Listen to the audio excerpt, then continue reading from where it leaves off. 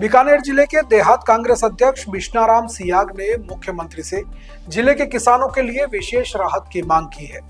इस संबंध में सियाग ने मुख्यमंत्री को पत्र लिखा है, जिसमें सियाग ने कहा कि बीकानेर के नोखा, लुणकरसर, कोलायत, खाजूवाला और श्री डूंगरगढ़ विधानसभा क्षेत्रों में हाल ही में हुई तेज आंधी और तूफान के साथ ही बेमौसम बारिश से फसलें लगभग पूरी तरह से नष्ट हो गई है।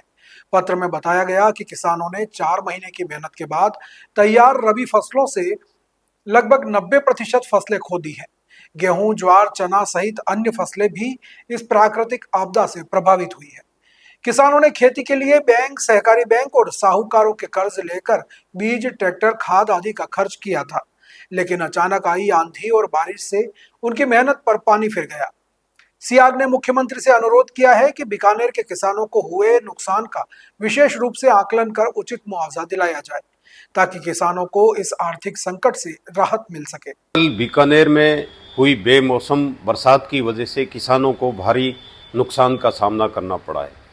बीकानेर के कई इलाकों में, चाहे नोखा, डूंगरगढ़, खाजवाड़ा, कोलायत और बीकानेर के आसपास के गांवों में किसानों की बात करें तो बहुत भारी नुकसान कल के बेमौसम बरसात और अंधड़ की वजह से हुआ है।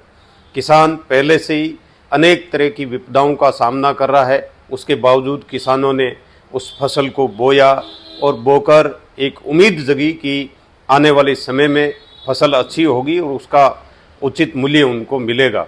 मगर बेमौसम बरसात की वजह से ये सब बिगड़ गया है।